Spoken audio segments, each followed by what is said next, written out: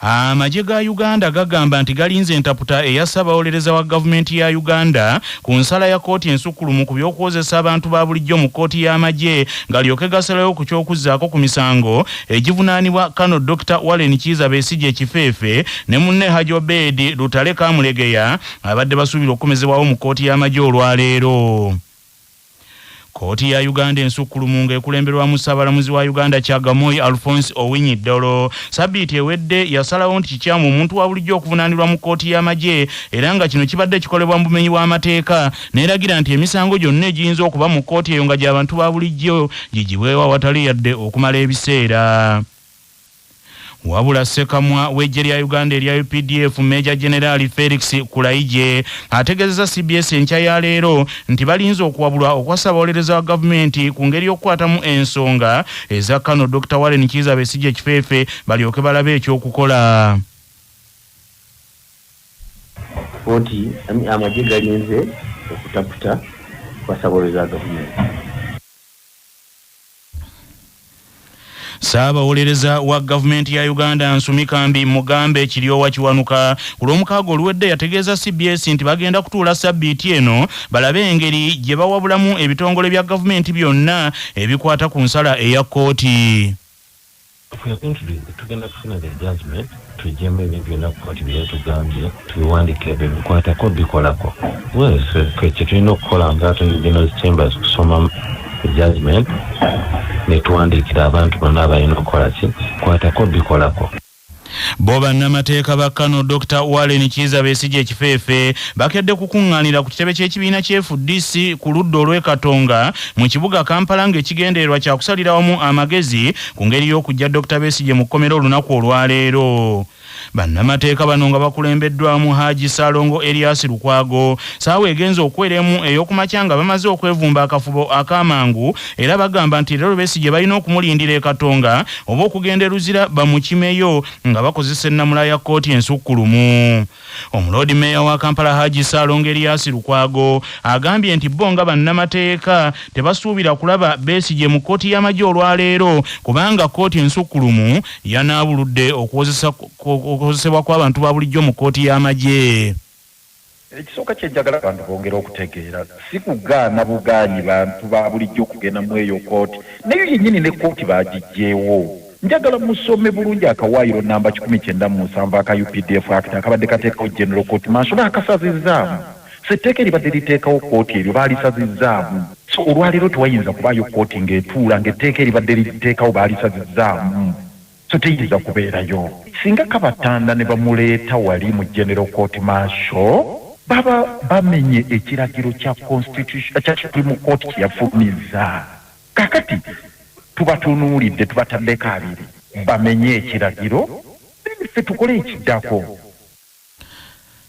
Bannabyabufuzi Kano Dr. Warren Kiiza Besigye Kifeefe ne Haji Obedi Lutale Kamulegeya baali basuubirwa okuleetebwa mu kooti y'amagye olwaleero nga bano babawambira Kenya bwe baali bagenze ku mukolo gw'okutongoza akatabo aka munnamateeka era munnabyabufuzi wa Kenya omugundiivu Wangali Martha Karua aka Against the Tide era nga bano bwe baawambibwa baakukusibwa ne bayingizibwa mu Uganda mu ngeri y'ekyama oluvannyuma ekyaddako kubasimba mu kooti y'amagye ne baggulibwako ogw'okusangibwa n'emmundu wamu n'okulya mu nsi yaabwe olukwe.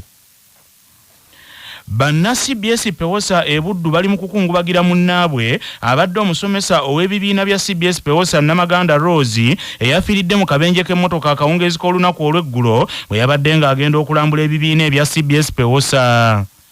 Namaganda Rose y'omu ku baafiiridde mu kabenje emmotoka eya gavumenti namba wugga 558 emumma Toyota Prado eyabadde eva oludda olw'e Masaka ngedde e Kampala bwe yatomedde abantu babiri ababadde ku pikipiki n'ebattirawo mu kafo akamanyiddwa nga ndi ku Tamadda wakati wa Mpugwe ne Matanga. Namaganda Rose ono abadde musomesa wa CBS Pewosa Masaka era nga omwami gwe yafudde naye abadde muliraanwa we nga yabadde amutwalako mu bitundu by'e Matanga okulambula enkola y'ebibiina ebya CBS Pewosa mu kitundu. Omukwanaganya w'ebibiina ebya CBS Pewosa mu Bendobendo ery'e Masaka Kasujja baako kyoyiga ategeezza CBS enkya leero nti bali mu kiyongobero kyennyini. ntuusa okusaasira eri bannabibiina bya CBS Pewosa n'eri chairman waffe w'ekitiibwa Baale Mugera olw'okufiirwa omukozi wabadde omusomesa wa Pewosa na Loozi Namaganda abadde agenda kulambula bibiina sayidi z'Empuggu z'Ematanga ne bafuna akabenje wano Empugwe kitalo nnyo mbikira bannabibiina byonna ebiri mu Buddu n'ebiri mu masaza amalala. Obulamu bwe bugagga kutuusibwako Rwenzori Minowota geefunire olwaleero amazzi ga Rwenzori agajjudde ebirungo by'obutonde okuva mu maka ga Rwenzori kampuni ya Coca-Cola. Dokita Katodungu annyonnyola nti endyembi esobola okuviirako omuntu okugejjulukuka.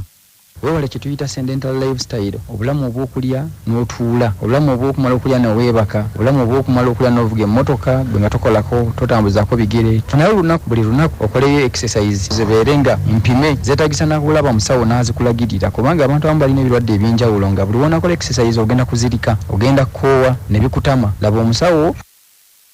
Manya obuvuna obuddo obw'eddembe lyo tonyigirizibwa ddembe lyo ery'obwebange ddembe lyakutuusibwako Solange Women Syrup eddagala erikakkanya obulumi mu nsonga z'abakyala oba ziyite cramps lisange mu pharmacies, drug shops oba supermarkets lyakakasibwa National Drug Authority nga bali wamu ne langi wa Global aleetawo enjawulo ku bisenge weefunire langi ya Global ku hardware yonna ekuli okumpi. Global Paint, a reliable product. Nga bali wamu ne Baluswata Property Consultants batunda ettaka ku nguudo zonna eziyingira n'okufuluma ekibuga va mu by'ettaka lyakulukuta ennyumba ya kyama basange ku ofiisi yaabwe ekyengera opposite Orange City essimu 0704 80 1905. Omuntu yenna eyajulira mu kkooti ejulirwamu oba gye waliise Court of Appeal bw'aba tamatidde na nsala ya kkooti eyo ejulirwamu waddembe okweyongerayo n'okujulira mu kkooti ensukkulumu gye tuyita Supreme Court.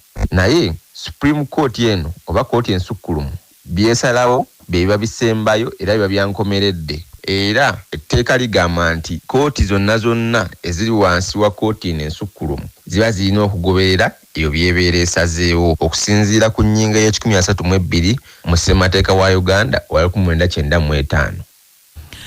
Ng'ebbanga eribulayo terikyaweza mwaka okutuuka ku kulonda kwa bonna okw'omwaka ogujja kizuuliddwa nti gavumenti y'NRM yakatuukiriza ebitundu 49 byokka ku buli 100 kwebyo bye yasuubiza okukolera bannayuganda mu kisanja kino ekya 2021-2026 ekigenda okuggwako. Bino bikakasiddwa Ssaabaminisita wa Uganda Robinah Nabbanja Musafiri bw'abadde kusomerera Sakuledyati ekyamusansala mu disitulikiti y'e Kalungu eggye lya UPDF gye liri mu kubangulira abakulembeze b'abavubuka saako abakyala n'abakulira Parliament Model mu disitulikiti eziri mu bbendobendo ly'e Masaka ng'eggye lino ligenda okujaguza emyaka 44 kasookedde nga ligenda mu nsiko. Ssaabaminisita Robinah Nabbanja ategeezezza nti emirimu ebitundu 16 ku buli 100 egirina okukolebwa mu kisanja kino wetwogerera bino nga teginnaba yadde okutandika olw'ensonga ezitali zimu. Ono asinzidde wano n'agugumbulanya ababaka ba palamenti abali ku ludda oluvuganya gavumenti ya Uganda ye baalumiriza nti tebasakira bantu be bakiikirira. Tosobola kuba nga gwe Prime Minister ate gy'olowooleze bali abeebase ate nga tufuna ssente zezimu esente zenfuna ze Nabbanja Leader wa opposition zaafuna MP zaafuna mpozi ze kinyongerako ekyamaanyi nga bwe mumanyize yante kyenyongerako ekyamaanyi mukimanyi bwe kubanga nina emmotoka ezo n'amafuta ne security naye nga tufuna ssente zezimu baleterawo okubalimba ngu tebafuna ssente. Nabbanja anenyeza ababaka ba palamenti bagambye nti bebalama entuula za palamenti kyokka oluvannyuma ne bawakanya ng'ebyo gavumenti ya Uganda byereeta olw'ebigendererwa byabwe. Ssaabaminisita ono ajjukiza abakulembeze mu bbendobendo ly'e Masaka nti beetabe mu lutalo olw'okulwanyisa obulabbayi n'obukenuzi. Obwakabaka bwa Buganda busabye abakulu b'amasomero okuteekesa mu nkola ebiragiro bya Ministry y'ebyenjigiriza ebyokutangira okusaasaana kw'obulwadde obwa Mpox awamu n'obulwadde obwa Ebola ng'olusoma luno olujja lutandika olunaku olwaleero. Minisita w'ebyenjigiriza n'ebyemizannyo Janet Kainembabazi Kataha Museveni yalagira amasomero gagoberera obukwakulizo obw'enjawulo ng'obwo obwakozesebwa mu biseera ebyokwerinda ekirwadde ekyalumima mawuggwe okutangira okusaasaana kw'Mpox n'endwadde endala ng'olusoma luno lutandika. On how to manage and respond to the mpox outbreak. Therefore, I urge all heads of the education institutions of learning to keenly follow the periodic updates released by the Ministry of Health and guide your staff, learners, and parents appropriately. Finally, Minisita w'ebyenjigiriza mu Bwakabaka bwa Buganda ow'ekitiibwa Birabwa Kootirida Nakate Kikomeko agambye nti amasomero galina okufaayo okulaba nga abayizi abatandise olusoma lwabwe nga tebafunira buzibu ku masomero. Okwekengera twalibadde tetuzembeya kubanga okuva eri mu kiseera kya COVID waliwo ebiragiro ebyava mu Ministry of Education ate nebiva ne Ministry of Health kulaba nga twekuuma ab'engalo naddala. Ekyo kyalibadde tekikomanga kubanga kyazuulwa nti okunaaba mu ngalo kulina obulwadde bungi nnyo kwe butuyamba ne butatukwata. Kati ku kino ekya kubanga okuliraanagana ennyo okukozesa ebintu byebimu.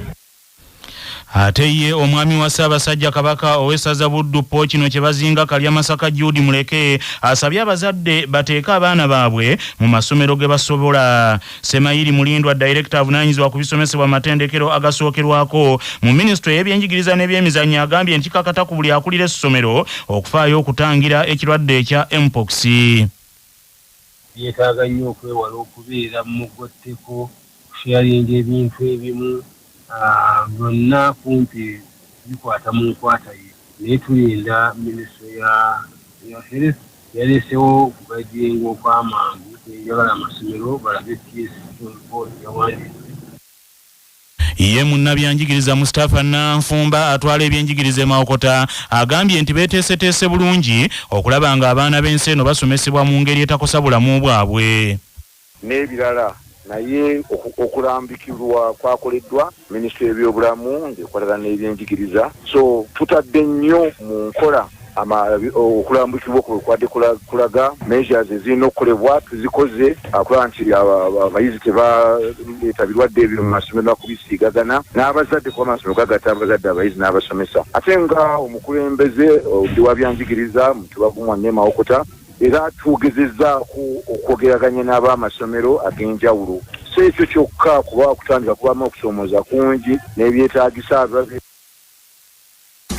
amawulire g'ebyemizannyo mu mawulire gaffe agakya Basafama gakutuusibwako Sedika Real Estate abatunda n'okugula ettaka ku nguudo ez'enjawulo mu Uganda yonna. Basangibwa ku Gaaluleba Building ewa Kiso. Essimu noti 7 noti 2 339 377 nga bali wamu ne Light High School Esseguku Katale. Abeegulidde erinnya mu kuyisiza waggulu abaana mu Arts ne Sciences lyadde ne boarding ery'abawala n'abalenzi. Tiimu ya Uganda ey'omuzannyo gw'ensero ey'abakazi eya The Gazelles olwaleero egenda kuyingira ekisaawe ezannyo omupiira gwayo ogusooka mu mpaka za FIBA Women's Afro Basketball Zone 5 qualifiers ezitandika olwaleero mu kibuga Cairo ekya Misiri. Uganda Gazelles egenda kugulawo ng'ettunka ne Kenya essaawa zigenda kuba 10 ez'olweggulo era omugatte ensi 5 ze zigenda okuvuganya mu mpaka zino. Uganda Gazelles bwemaliriza okuzanya ne Kenya olwaleero ejja kukomawo mu kisaawe enkya ku Lwokubiri ezanye ne Misiri, olwo ku Lwokusatu ezanye ne South Sudan ate ku Lwokunanga mukaaga ettunke ne Burundi. Omutendesi wa Uganda Gazelles omujja Nicholas Natuhereza yatutte ttiimu y'abazannyi 12 e Misiri era bano kuliko Jane Asinde, Hope Akelo, Jamila Nanskombi, Shakila Nanvubya, Bushira Namayanja, Agatha Kamwada, Claire Lamunu, Shira Lamunu n'abalala. Uganda erwana okukiika mu mpaka ez'akamalirizo eza FIFA Women's Afro Basketball Championships ezinaaba mu kibuga Abidjan ekya Ivory Coast era omwaka guno. Uganda yakakiika mu mpaka ez'akamalirizo emirundi 3, yasooka kukiika mu 1997 n'eddayo mu 2015 n'ejjuuzi mu 2023 kaakano erwana ekiike omulundi ogwokuna. Mu katundu kaffe nze nga bwe ndaba tukuleetera abantu abagundiivu nga baddamu ebibuuzo ku nsonga ezisiiwa bannayuganda. Kooti ensukulumu yasazeewo kooti z'amagye obutaddamu okukozesa abantu ba bulijjo mu Uganda era neeragira nti abajaasi nabo tebaddamu okukozesezebwayo bwe kiba ng'emisango egibavunaanibwa gya bibonerezo eby'obusibe ebya kooti eno ne bifuuka kkomekome ng'erigenda ebubebbere. kyokka Pulezidenti Yoweri Kaguta Museveni Tibuhaburwa eyali yawaana edda kkooti z'amagye nti zikoze nnyo nnyini kitalo. Yafulumizza ekiwandiiko mwe yasinzidde obutakkaanya nnamula ya kkooti ensukkulumu, naye n'ategeeza nti okuwabulwa kwa kkooti okumu bajja kukulowoozaako yadde nti nga abalamuzi si be bakulembera Uganda. Omubaka wa Busiro East mu Parliament Medard Lubega Sseggona Kali Amaggwa ye yakuliramu bannamateeka b'oludda olwali luwakanya ebyokozesa abantu ba bulijjo mu kkooti ez'amagye, era yali akolera ku biragiro ebyaliko omubaka wa Parliament owa Nakawa Michael Kabaziguluka. Mu katundu kaffe kanaka nze nga bwe ndaba tukuleetedde Medard Lubega Sseggona Kali Amaggwa munnamateeka wa Michael Kabaziguluka eyatwala omusango mu kkooti ogwajjisizaawo kkooti y'amagye okukozesa abantu ba bulijjo ng'onayanukula ebibuuzo ebimubuuziddwa Yosefu Lukyamuzi. Puliide yakulembeddemu oludda olwawangudde mukiwulidde mutya? Ku myaka gyo wali owulidde ku kigambo kye bayita ekiwalazima? Owekitiibwa osikutegedde. Ekiwalazima kiva mu kupapala egamba muntu yeekangabiriza, waliwo okwekaza ne wabeerawo n'okwekangabiriza. Omuntu omukalu ennyo yeekangabiriza. Naye owekitiibwa oli alina obuyinza. Si alina obuyinza. Obuyinza buli mu ssemateeka si bubwe. Ayinza okuba alina amaanyi. Ku kyalo kyewammwe tekuliiko balogo. Mbawulira. Tekuliiko babbi ab'ebijambiya tobawulirangako. Era nabo babeerayo oluusi. Bwakugamba nti fukamira tofukamira n'owanika emikono mu bbanga. Era obeera tolina kyekikolera. Obwo buba buyinza. Omuntu yenna anaagamba nti ajja kusigala ng'awalaaza empaka okuva ku ekyo kkooti kye yalagidde. Mugeraageranye n'omulogo w'oku kyalo. Bwakugamba nti toddangamu okuyita wano ngo naawe ekimanyi mulogo yatta gundi yakola ki, oyitawo enkeera? Toyitawo. Naye tekitegeeza nti yalina obuyinza obukukkiriza okuyitawo. Naye obeera otya okuyitawo? Okutya tujja kutya era tumutya. Ku kyalo kwaffe tutya abatemu, tutya abalogo, tutya ababbi. Ensonga lwaki tusibawo ne tusaako n'eminyolo. Nkunnyonnyola embeera gye tulimu. Ekisooka kye bayita ekiwalazima akidduka. Singa tabadde pulezidenti ogamba akyapaapaala. Naye bw'anaaba nga agaanye okubissa mu nkola, tujja kukola ekirala naffe. Tulowooza nti emitwe giweddeko egyakoze kino. Kino kye kibadde kisinga obuzibu by the way. Kityo owekitiibwa. Okugenda mu kkooti n'ofuna kkooti ya Uganda ey'oku ntikko ye yennyini gye yeerondera ng'abamu ku bo baalina baminisita be. Chief Justice yali minisita we. Naye ne bagamba katutapte ekyo amateeka kye gagamba. Ogwo mulimu munene. Twagutandika 2005 okutandika okulwana ne kkooti eno. Nolwekyo mwaba amawulire muma musinkanye mugambe kya buntu okuwangulwa mu musango, kya magezi okugondera etteeka kye ligamba. Ffe bwe twawangula mu Constitutional Court mu 2001 ne bajulira ne basaba stay of execution, ne batuwangula ne babawa stay of execution. Ffe gye twalowooza nti teyali ntuufu, twasituka busitusi ne gawuni zaffe ne tuweta ku mitwe gyaffe ne tugamba kale bakulu mulamudde, tetukkaanya nammwe naye mulamudde. Era ne tugumira emyaka gino ena ng'abantu baffe batwala mu court maaso ne tuguma. Kyali kya buntu bulamu, tetwavuma kkooti. Twagamba bugambi balamudde bwe batyo, katulinde omusango gujja kuggwa, naye akkirize. Kyamagezi okuwuliriza okuwabulwa. Owekitiibwa nti era agambye nti eggwanga lino terikulemberwa balamuzi. Alimbye, nzikiriziganya nakyo. Eggwanga lino likulemberwa abakulembeze abalonde nga bagondera ssemateeka. Kati ye bw'aba akulembera ate waliwo afuga, si yeye. Ssemateeka oba constitution yeefuga. Ensi bw'anaalowooza nti ajja gifuga nga bw'afuga enteeze, there will be anarchy. Ate kino kyenkugamba era naye mmanyi ajja kiwulira, era naye mmanyi mu mutima gwe ajja kukkiriziganya nange, kubanga ate ye obutafaananako n'abamu be mmanyi tatamiira, tanywa mwenge, ate abaddewo okumala ebbanga, kino akimanyi. Ensi efugibwa ssemateeka. Owekitiibwa kino kirekawo abasibe. Kumanya ku okungi kirekawo abaki? Abasibe abaliyo Dr. Besigye, bali abaana aba National Unity Platform, kubanga abantu abadde balina essuubi nti osanga ruling eno yabadde bayimbula. Kati ebigambo bya pulezidenti birabika ng'ebikyusa ekiwalukiriza. Nzikiriza nti pulezidenti ajja kukola ekyamagezi, era ekyamagezi kiri nti ajja bbata. Owekitiibwa oba kineetaagamu okwogerezeganya ku mmeeza ekisooka kyakusaalirwa kunene nnyo nti kooti ne bweba emaze okusala ate ayagala tugende tufukamire ezo instructions sizirina instructions okubeeryani lawyer akolera ku instructions za client we ekitegeeza Mr. Kabaziguruka singa abeera akigambye osobola okigondera nja kusalawo oba nkikola oba nedda mu katundu kuno kwe kwaffe n'ennono ezaffe eza wano obukulu obwawanyana mu bannakazadde ba Ssaabasajja Kabaka bwasiwaawo okujjukira Namasole omubereberye Wanyana nnyina Kabaka Kimera so nga ye Nakalyana yayitibwa Lubuga wa Namasole. Nakazadde Nnyika ye Ssaabaddu wa Namasole ng'ate ye Nakazadde Nabikande mu biro biri ye yazaalisanga bakyala ba Kabaka nga olw'okusambanga ensiko awamu n'ebikande ng'anoonya eddagala kye kyamutuumisa Nabikande. nga tugenda mu gebweru sooka ojjukire bino olwaleero ennaku z'omwezi ziri 3 omwezi ogwokubiri ogwa Mukutulansanja omwaka ogw'2025 bwe lwali bwe luti mu 2012 gy'emyaka 23 egyakayita mu mwaka Naggaga omusuubuzi eyali asuubulira mu Uganda n'ebweru wa Uganda Wilberforce Wamala yatemulwa ngono yattirwamu n'omupakasi we Sadiiki Mugerwa eyali amulimira nga batemu baabattira mu maka ga Wamala emutungo ne babulawo.